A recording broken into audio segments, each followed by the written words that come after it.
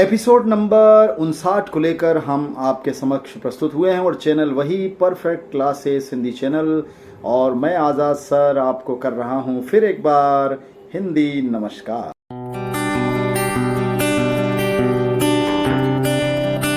आज के इस एपिसोड में साथियों कारक के प्रकारों का विस्तृत विवरण आपके समक्ष प्रस्तुत कर रहे हैं। हिंदी में 8 कारक हैं। कर्ता कारक, कर्म कारक, करण कारक, संप्रदान कारक, अपादान कारक, संबंध कारक, अधिकरण कारक और संबोधन कारक।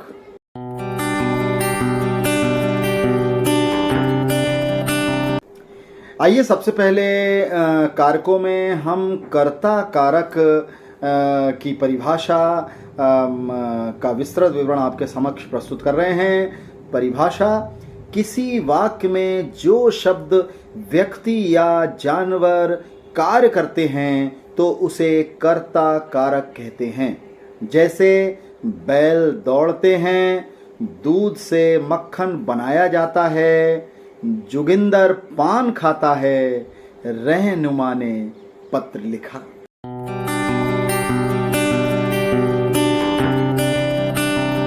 अगला कारक है कर्म कारक। इसकी परिभाषा: जिस संज्ञा या सर्वनाम पर कर्ता द्वारा किए गए क्रिया का प्रभाव पड़ता है उसे कर्म कारक कहते हैं।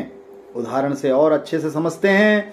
संजीव पुस्तक को पढ़ता है, व्यापारी ग्राहक को सामान बेचता है, कलाम साहब ने मिसाइल को बनाया।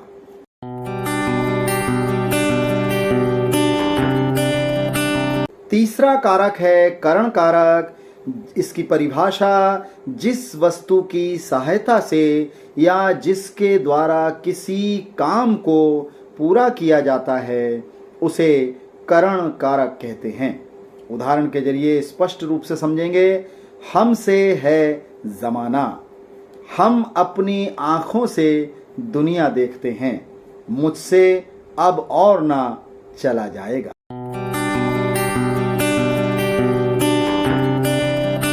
चौथा कारक है संप्रदान कारक।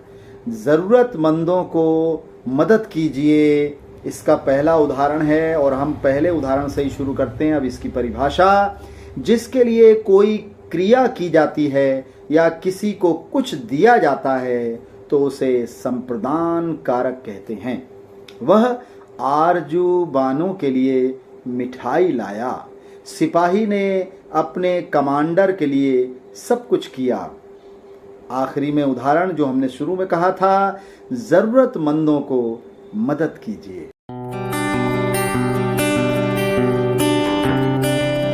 पांचवा कारक अपादान कारक। जब किसी स्थिर वस्तु से कोई वस्तु अलग होती है तब स्थिर वस्तु को अपादान कारक और अलग हुई वस्तु को कर्ता कारक कहा जाता है, इसीलिए यहाँ अपादान कारक होता है। उदाहरण: हिमालय से गंगा निकलती है, सुहाना ने कुएं से पानी निकाला, बंदर पेड़ से पेड़ पर कूदा। अंतिम और आखिरी उदाहरण है: शेर अपनी गुफा से बाहर निकला।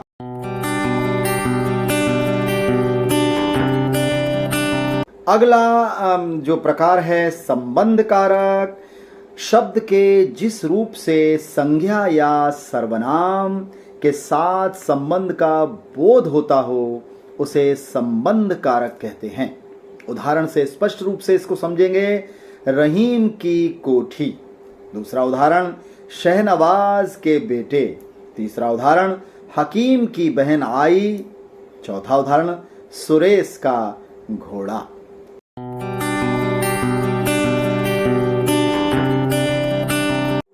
सातवां कारक है अधिकरण कारक। इसकी परिभाषा: शब्द के जिस रूप से क्रिया के आधार का बोध होता हो उसे अधिकरण कारक कहते हैं। उदाहरण से और स्पष्ट रूप से समझते हैं। अब्दुल रशीद मैदान में खेल रहा है। दूसरा उदाहरण: मनीषा छत पर नृत्य कर रही है। तीसरा उदाहरण: विद्युत कर्मी खंबे पर चढ़ा है।